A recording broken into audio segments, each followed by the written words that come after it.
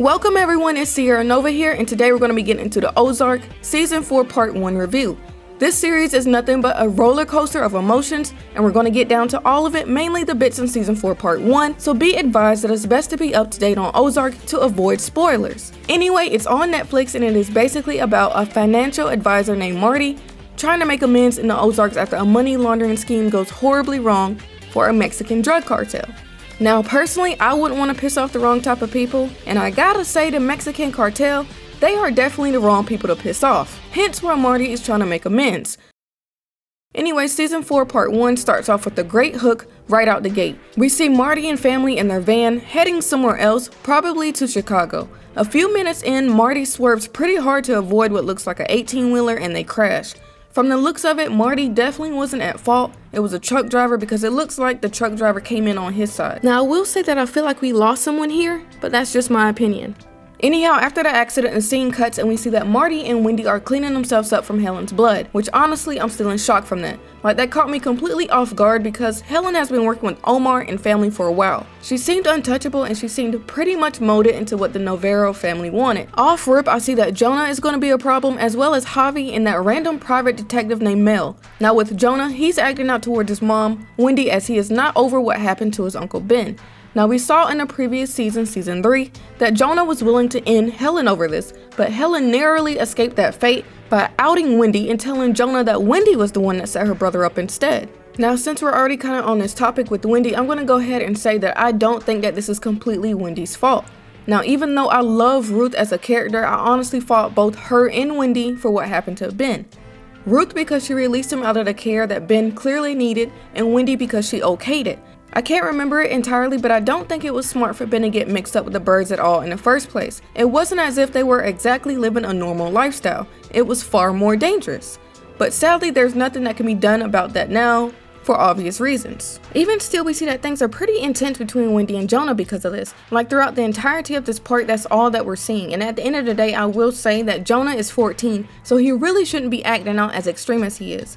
Wendy is his mother at the end of the day, regardless how he feels. And while I do understand Jonah's fears and emotions, the Bird family literally has bigger problems and a bigger threat to worry about. Now maybe things will get better between them with the next part of Season 4. That's one of the things I'm looking forward to seeing. Will he and Wendy's relationship ever be restored again, and how long will it take? We already saw what it took for Wendy's and Marty's relationship to be somewhat restored. It feels like it took literal life and death to bring those two back together. And even still, their relationship doesn't seem too intimate anymore.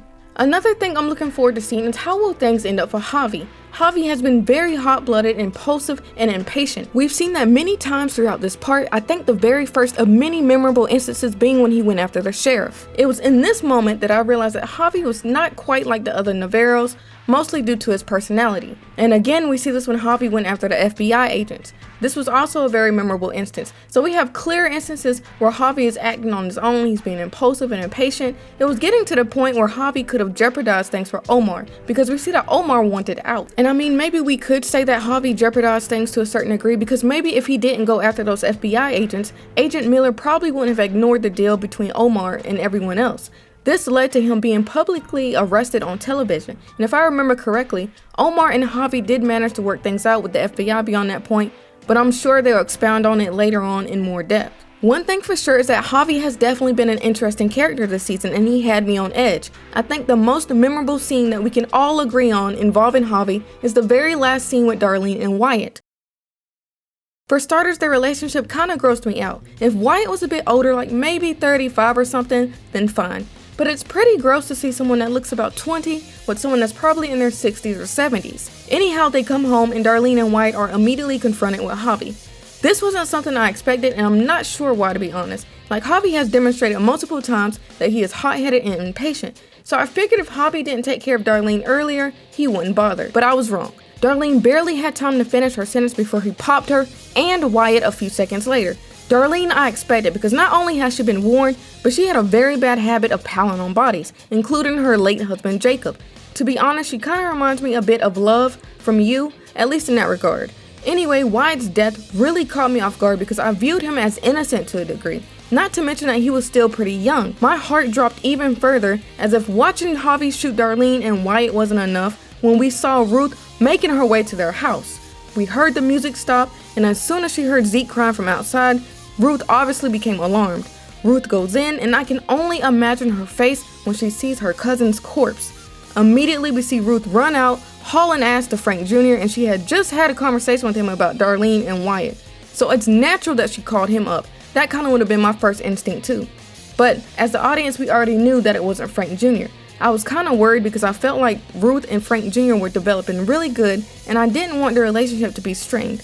I'm glad it quickly got cleared up because she called him up to get his whereabouts, only to find out that Frank Jr. really had nothing to do with it at all. I love how we saw Ruth sit there for a minute after Frank Jr. told her he had nothing to do with it. Then we see Ruth whipping her car around and heading to Marty's place after piecing 2 and 2 together. I'm guessing Ruth remembered when Marty and Wendy had her, Wyatt, and Darlene sit in a casino and was warning them of the cartel. I will definitely say I was not prepared for what was to come next because this leads up to one of the most emotional scenes yet in Ozark. Or what, your whole fucking family will be murdered, huh?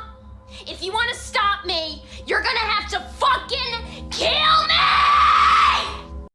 When we see Ruth is angry, hurt, crying, and is wanting answers out of Marty and Wendy that they aren't willing to give, I understand this on Marty's and Wendy's end because this can definitely complicate things for them, especially after they had just narrowly got out of the mess with Omar and Javi after the stunt Agent Miller pulled on TV. They had managed to make things right, or at least okay as far as we can tell. But again, Jonah did not care. He told Ruth who was responsible, and now Ruth has someone to unleash all of her anger on. I can only wonder if Javi has met his match and if he's prepared for what's to come.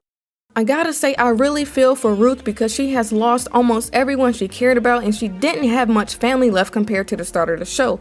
She kind of started off with a full house, and now she was really holding on to Wyatt and 3 because that was all she had. Anyway, thank you for tuning in. Sierra Nova is out. Let me know what you think down in the comments below and how you're feeling about the next part.